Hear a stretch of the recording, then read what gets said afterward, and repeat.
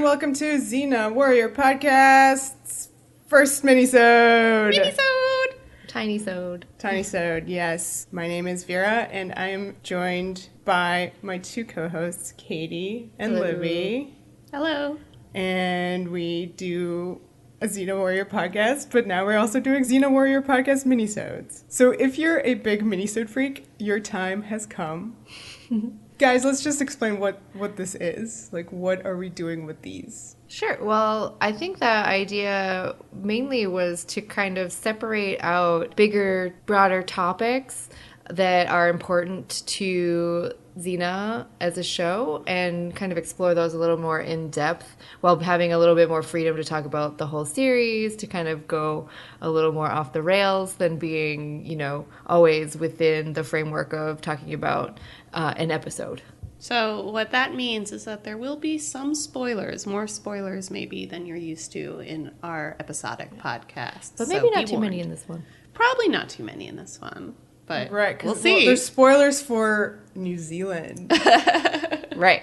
That is our first topic that we will be discussing. Yes. That's right. So I guess you can, audience, you can engage via title. If it's something like New Zealand, there, it should be all right for you if you're avoiding spoilers. But if it's something like Bury Your Gaze as it relates to Xena Warrior Princess. Geez, no. I was going to say Xena and Gabs' epic love relationship. I don't know. I mean, that is what we talk about every week. Yeah, that's right. All right. So, New Zealand. This is where the show is filmed. And this is why we chose this as our first topic. We stare at it every single episode. But the show is set in Greece. So what's up with that? Does New Zealand look like Greece? Tiny bit. Yeah? When you actually get rid of your stereotypical, gorgeous Greece coastline of beautiful, white buildings and beaches, like you're in Santorini or something, then you're just in the middle of Greece in a forest. Yeah, it's not so bad based on my extensive research in Google Images. Well, actually, you bring up a really good point, because when we were launching the podcast and thinking about how to represent it, I went, let's do Greece, because that's different and it's actually set in Greece. Right. And, the Google Images were like, wait a second, that doesn't look like Xena. Exactly. So that's why we have that one beach. Oh, no, it was the mountains. It's a mountain. That's our banner. You don't even know what our own banner image Them's is. one's mountains. Yeah. So I think when people think of New Zealand and filming, right, the number one thing that probably jumps into everybody's head is Lord of the Rings. Yes? To Livy, for sure. I think of Xena. I'm not gonna lie to you. I'm not talking about us specifically, or even people listening. But that was before Lord of the Rings to me. Well, so this is what I'm saying. This is I think the biggest point to address is for the majority of people watching films. I think that image of New Zealand as a fantasy landscape comes from Lord of the Rings. And New Zealand has really embraced that. Like, Air New Zealand had that ad campaign when The Hobbit came out, where they just were, I think, called themselves Middle Earth Airlines. Yeah, it was like gateway to awesome. Middle Earth, right? Yeah. Embracing that tourism. And they had like a giant inflatable golem who just sort of hovered over, I forget which airport this was. Here's another thing. When people strike in New Zealand, do they just do an inflatable golem instead of an inflatable rat? Oh, that'd be interesting. They should. Here's another area where this show, and of course here it's going to be like Hercules as well, we're kind of in the ground floor of Hollywood productions using the landscape of New Zealand for these big like fantasy epics. Yeah. I don't think that there was very much before Hercules and Xena from outside of New Zealand's own production industry. There was quite like these shows, so it's another place where, this show is groundbreaking in a way that maybe it doesn't get credit for. But then also you'd have to give Hercules credit too. But he was not like... Throw them a bone. It's weird because, their credits, like these Xena credits are so epic and iconic because of that beach. Yeah. Hercules, they go off into like a forest or something. Listen, I can't don't speak to it. I just know they were down there too. Well, they were first, so you got and those Hercules movies were first of all. Yeah. And Renaissance Pictures' first foray into New Zealand. And yeah, the production values are just so immediately incredible. You see how they were like, oh, okay, let's film some shows here. Right. Yeah. Another thing too, like at this time period, there were lots of shows that were part of this like syndicated 1990s TV fantasy boom. And actually one of my professors from college wrote a book about this, and the name of it is Television in Transition: The Life and Afterlife of the Narrative Action Hero. So you had all these shows around this time like Hercules, Xena, Highlander, other stuff. Baywatch. Not Baywatch, because that does not fit into the example. That wasn't filmed there. No. I watched that stuff. I think that was LA. But that all these shows were kind of, I don't think this was like on Renaissance Pictures' mind particularly, but there was a confluence of shows that were out at this time period set in these kind of ancient fantasy worlds, or in like, Highlander is modern, but it kind of goes all over the place, that were made to have this broad international appeal because they were going to be shown everywhere. It wasn't just being made for like one thing. So a part of the reason that you have all these fantasy shows at the time is because they were being made to have this kind of ability to play everywhere. I think that's interesting part of like Xena's little contextual situation in the 90s. And then also, of course, you go to some place like New Zealand because it's cheaper.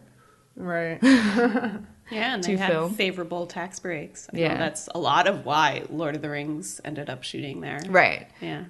But it works out and everybody wins because the landscape is just so specific and so unique. I think that it just contributes so much to the visual style of the show itself. And there's so much flexibility there. You feel like what's so cool about New Zealand is that it has the landscape to match a North Africa storyline for Xena, or a lush jungle setting for Xena, or mountainous setting for Xena, or a beach. Like you feel like Xena can go all over the world while still being on these tiny islands. Yeah. Michigan for Ash. Right. Yeah. And then it was funny because I feel like we were watching Ash and you didn't realize I had that no it was being filmed there. idea it was filmed there. And You didn't recognize those trees? The spiky trees? Spiky trees? Listen, I don't know tree names. I honestly did not, it never crossed my mind. I think it's cool because it looks nothing like Michigan, which I think works with Ash, because Ash is this sort of fantasy heightened thing. Right. So, in a way, it's like, when you have a terrifying dream of your hometown and it doesn't quite look like your hometown, that's Ash to me. It's like no Michigan you've ever seen. It's a much sort of wilder, spookier version of Michigan. But it's even like the forest, I didn't recognize the trees. We watch so many shows set in Vancouver in that one forest. We know exactly when you see that bush with those leaves, you're like, that's filmed in Vancouver, because you're just so used to it. But even seeing those spiky trees that you see on Xena, on Seeker, on, in Ash with all the deadites, Katie's always like, there's going to be a deadite here. And it's I just it didn't cross my mind because the forests of Michigan are so terrifying in general. So yeah, I'm from Indiana, so. Speaking of Vancouver, I feel like if Xena were made today, which it very well might be, they probably wouldn't shoot in New Zealand. Well, I'm hoping that that's not true. I'm hoping that they would shoot in New Zealand based on whoever ends up being involved. Yeah, there's a chance that it could be. That Renaissance if Pictures they're would be involved. It could be filmed there. Yeah. And, you have MTV's glorious The Shannara Chronicles. Filming in New Zealand. But see, now I feel like they did that because Shannara is technically supposed to be Lord of the Rings. So it's like a very specific thing, which I didn't even get when we watched it initially. Wow, you all right? No, because I was like, I accept you for what you are. John Rhys Davies is literally all over it, being like, So? I'm from Lord of the Rings. Whatever, I know him from Sliders. You're like, this is just one long internal reference to my favorite show, Sliders. Right, yeah, that was on for the X-Files. So. But I think a lot of the way shows today use New Zealand, it's always sort of a reckoning with Lord of the Rings. Right. Lord of the Rings was so influential and really kind of like took those landscapes and forever like wedded them to these mental images of, you know, the Shire and Mordor.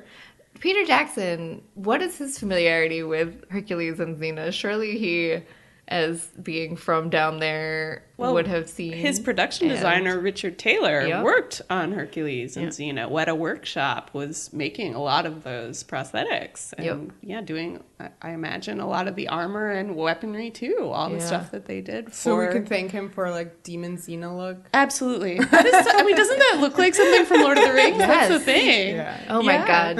Yes. Yeah, you really see like the growth of that company over the 6 years of Xena. Lord of the Rings is debt to Xena. Yeah. Yeah. And then, of huge course, debt. all their crew members. Right. Jump There ship. was a crew mini exodus, right, from Xena to Lord of the Rings around 1990. Yeah, I think the fifth What season. year was it? The 5th season of Xena. So Peter Jackson... What? We were talking about... Directed Lord of the Rings. He did direct Lord of the Rings. He's a native Kiwi. I think he wanted to make Lord of the Rings in New Zealand for a number of reasons. One, of course, is that if you're launching a huge production in New Zealand, it makes it really hard for Los Angeles to keep track of you. Like, it immediately bought him a lot of freedom. And I think the same is almost certainly true of Renpix. Absolutely. With Hercules and Xena. Like, they just got to basically do whatever they want with very little oversight. And I think that's what leads to some of their bolder story ideas, in that they could kind of go out there, do whatever they want, and like 18 hours later, you know, the executives get to see what they're up to. And, you know, by then it's too late to be like, well. Yes. So that was one reason Peter Jackson decided to shoot in New Zealand. The other is that Lord of the Rings, written by J.R.R. Tolkien, was very much looking back to this sort of mythical vision of Mother England, you know, this England before industrialization, you know, built factories and deforestation and all these things. He was someone who was such a traditionalist and really, you know, just wanted to like put on his wellies and like walk in the woods and commune with nature. Like that was England for him. And I think the thing with New Zealand is that because it was settled so late in world history compared to other places, it still has some of that untouched quality. Yeah. It is like Earth before man ruined it. Right. And I think that I had a quote from, what's his name? But the director of the Narnia movies. Or at least the first one. Yeah, Weiss. Is that it's Weiss? Sure. And what had this quote where it's like, there really aren't that many places left on Earth where you can put a camera down and for the entire frame, there will be nothing. There's nothing in it that you would need to remove that's some sort of contemporary man-made structure like that's like jutting out in the background that would have to be like CGI'd out or things like that. Like you could just put the camera and it's basically an ancient landscape. And when we're talking about Xena, we're talking about nebulous 2,000 years ago time. Yeah. If you think about shooting Xena in actual Greece these days, you know, you'd have a resort, you'd have all this tourism, like even in a place where there are ruins, there's so much evidence of kind of contemporary culture. You wouldn't want to set anything in a place with ruins because you need to CG them entirely to not be ruined. Put a little roof on it. Oh, that reminds me of my favorite Aphrodite quote where she's like, "My new antique." Oh, I love Oh, great. But yeah, and true, like, apologies if anyone from New Zealand is listening. But I think that outside of New Zealand, the quality of the landscape and all the flora and fauna and trees they're weird. They don't look quite like what one is used to. They're very unique. Right. Well, to the country. What do you call it? Island biodiversity? Sure. You know, well, like, if you think about it, an island, it's very, like, isolated. So you don't have plants and animals from other places coming in or coming out. So it really gets to kind of evolve in this vacuum. And because of it, it is just fundamentally different from any place on Earth. Yeah, so I think that really contributes to the show being... Xena kind of creates its own history in many different ways, and I feel like having this slightly askew landscape that's is imbued with these fantastical qualities adds to it as being its own vision of the past, in a sense, where things that you know aren't quite what it would have been like for people in the year zero, nebulous ancient times. It just kind of contributes to it being this place that exists independent of a real reality in a positive way. Did you feel this way when you were there, Katie? Ooh, I guess in a sense, maybe. One of my biggest life regrets, I think, at this point is the fact that I did not watch Xena Warrior Princess until the year 2016 because I went to New Zealand in 2005. I did not even register that as something that I should have been on the lookout for or doing. But I definitely did all of the Lord of the Rings stuff. I was so jealous because I was a big Lord of the Rings fan. I was the wrong person to have been doing it. Like, you should have been doing it, not me, because I liked it like a person would, but not in a fandom way. Like, I was a tag along in the fandom while you were in it, Livy. So I studied abroad in Sydney, Australia, and went to New Zealand for like spring break for 8 days. So I went and did all of the tourism things that it's kind of known for, horseback riding and things like that. But then I did do some of the Lord of the Rings tour stuff. So I went to Edoras and stood on that little mountainy thing where Eowyn stood in her beautiful white dress. And it's very windy. So this is something that I really think is interesting about fandom, is the kind of idea that you take these real places and kind of overlay them with this fantasy, and that they've created this kind of booming industry out of that, where you're like, here's this place that was in this movie. You can take a 5-hour drive and go stand on this windy mountain and that's all you're gonna do. And I was like, this is amazing. And with Hobbiton, it's still standing to some capacity. I did not go there, but yeah, that's still there. I feel like with Xena, because it was always so under the radar, there were probably very few really real tour guided things where you could go. I mean, there definitely were, obviously nowhere near the extent that like Lord of the Rings did it. I think that if you were going to go there as a Xena fan, you would kind of be doing stuff on your own and just going to the beach and being like, oh, there's that rock. Oh, I want to this waterfall. Roll down that sand dune that Callisto and Xena went down. Only if there's the same amount of bondage involved. No, you just brought up an interesting point, Katie, which is it reminded me of a discussion we were having. You were like, I want to go to New Zealand because that's where, Xena is filmed. You want to see like that rock or whatever. And I was like, no, you should go to Greece because that's where Xena is set, and like that's the whole world. Right. So it was just an interesting that thought process, just because this show represents, like, unlike, Middle Earth, which isn't a real place, Xena is set in a legitimate, very ancient and specific place that you could go to. Right, you can go to Potidaea, you can go to Amphipolis. New Potidaea. Which is a resort town, right? Yeah. It seems like a very tiny resort town. There is, like, a hotel. And, like, a pool. New Potidaea. On the subject of blurring, your fiction and reality, when I was there doing the Lord of the Rings stuff, you kind of like stand there and imagine you're in these places. I was reading this really interesting article. It's called New Xenaland, and the rest of it is lesbian placemaking in Aotearoa, New Zealand, which is it's a very like long and complicated article, but very interesting. But there is a part of it that is about this sort of idea of fans and film tourism, where there was a quote from a Xena fan who had gone to New Zealand, and I don't know what location they were at, but were, you know, standing there with their eyes closed, trying to imagine, you know, the familiar sound of hoofbeats or the chatter of two people sitting around by a campfire. And I just thought that was so lovely. Really sweet. And, you know, partly it's like the idea of going to a place just to see something that is from a TV show is something that I would do a lot. And like you it's constantly want to do that. So not to be pushing the Greece agenda, but I think I just realized that I maybe didn't even know that it was filmed in New Zealand when I was watching it as a small. I was lucky enough to go to Greece, and I remember looking at the really old temples and stuff and being like, that's what Xena and Gabrielle did.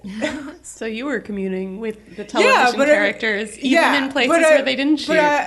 So I feel like I just didn't ever consider the fact that I just didn't know that it was New Zealand, you know? I accepted that that was Greece. Well, it's interesting because I feel like, you know, when you're watching a television show, you sort of create that place inside your mind. And then if you want to visit it in reality, it's almost arbitrary. You pick a place where you're like, this is my place. This is that place I saw. Like, it could be Greece. It could be New Zealand. It could be the studio, you know, where they shot the indoor stuff. Yeah. It could be Lucy Lawless's living room. Like, let's go there, is please. that where the magic happens? Yes, Maybe. it is.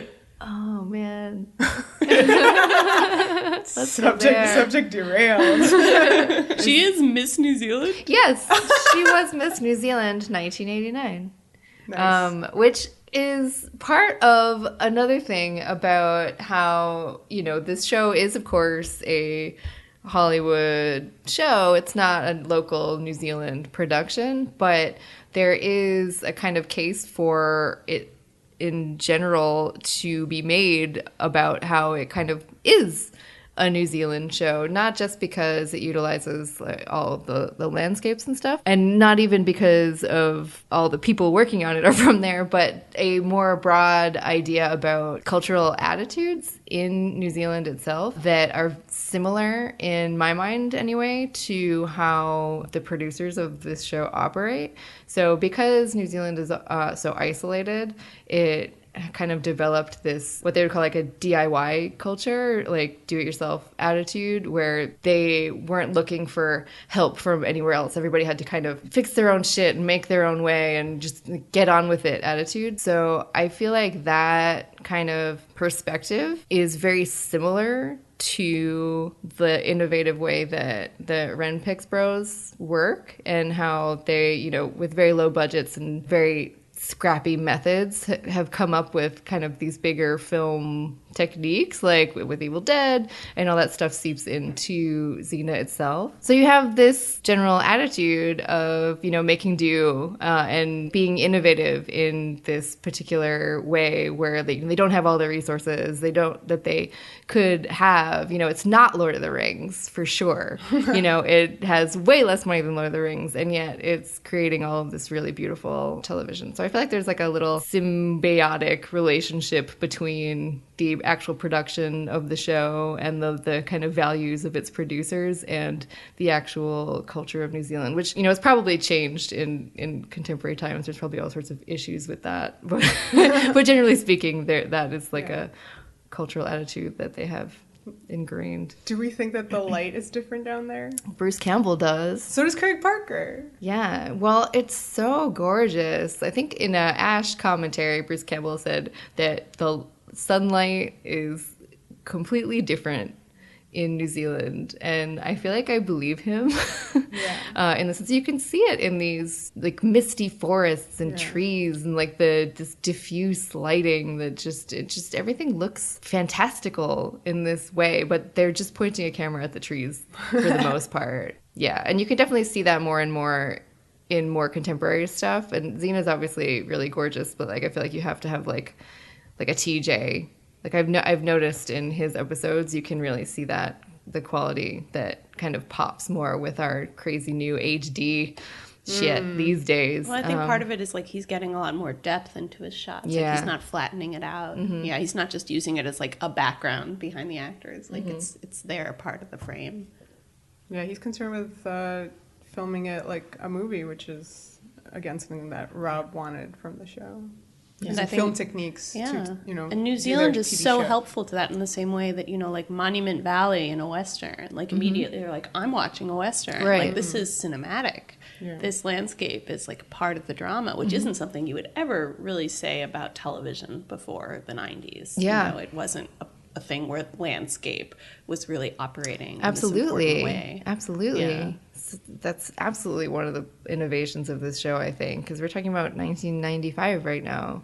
We've talked about the diversity of the landscape, but there's also the diversity of culture in New Zealand that I think is really important in the way that Xena reflects it. You have Maori culture, you have Samoans, you have people of Asian descent who are all there in New Zealand, and all there in the background extras, which is a really cool way, right, of depicting ancient Greece. Yeah. And I believe a Maori craftswoman made Xena's breastplate. Right. Well, I don't know if it's a craftswoman or a craftsman, but I'm going to believe a craftswoman. that's awesome. Good for him or her. But yeah, that is absolutely true that the design is very specifically Maori. I think Xena should get quite a lot of credit for being a show in the mid-90s that, when you're looking at a frame of this show and you're seeing huge diversity of people, like that's amazing. And I think that they did a lot of great casting that goes like above and beyond some of the more problematic, not to throw any coins in the problematic jar. We didn't have the problematic jar open because this is a minisode, but there are issues where if you're only having bad guys being played by people of color, that's not the best. But at the same time, I think that the show was not always doing that, and it was doing a lot of great stuff. So that can definitely be attributed to that diversity of New Zealand. So basically what you're saying is that Xena should get credit for everything. Yeah. For all of New Zealand. And like Hercules, like a tiny bone. Because they were there too at the same time. And maybe a little bit first. But Xena is so pretty. See, I feel like Xena made it famous. Yeah, I think that this is one of the big areas in terms of just the look of our contemporary fantasy in Hollywood that people contribute mostly to Lord of the Rings, obviously hugely influential, but there was a scrappy little TV show beforehand doing it first. Yay. Yeah. All right. On that note, I think we are done with this minisode. Yeah. And we hope to do more of these in the future. Yes. Maybe not like every week. Yeah, don't get your hopes up, But minisode heads. just sometimes. when we feel like it, or when it comes up. do we have any like sneak previews of other topics we're going to be discussing? Oh yeah. Well, No, there spoilers. might be. Well, there will definitely be more, and then there might be some that are Secret. based Secret on ones. other things in the pipes. So yeah, but just to give a hint, maybe some stuff that is a little bit more in depth about Xena and fandom history. We're all in fandom, so I feel like we're interested in topics adjacent to that. Some more filmy topics. Yeah, I think we're definitely going to go into some genres, individual genres within Xena. For sure. I definitely want to talk about melodrama in Xena. Absolutely. Oh my god, that would be my favorite minisode. I would just be yelling the whole time. Anyway, but yeah, let's not give them all away, especially if we don't do them. Exactly. All right, cool. The Okay. trees are so pretty in New Zealand. Literally, the trees are pretty. And what would Xena be without that one waterfall? That's true. Don't go chase. What would it be? What would it be? It wouldn't be nothing. And the rock, the beach rock, I can't. Like, that's Yeah. what I think of. That You freaking know, beach I think, rock. did they ever, not to continue the minisode, but I feel like they composited some stuff sometimes and might have, like, combined beach rocks to make an even more epic-looking beach rock situation. I think I was reading on one site that there was one from one place that combined and became the beginning of Return of the Valkyrie.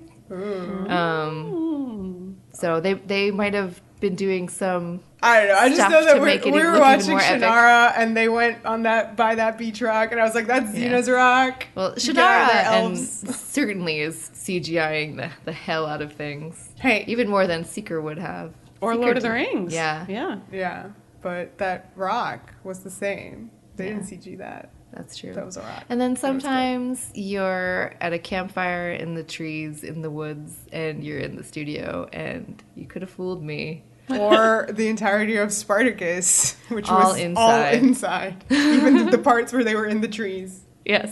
They put All them right. inside. Anyway, New Zealand's cool. Yeah. And it should be the setting of all fantasy at all times.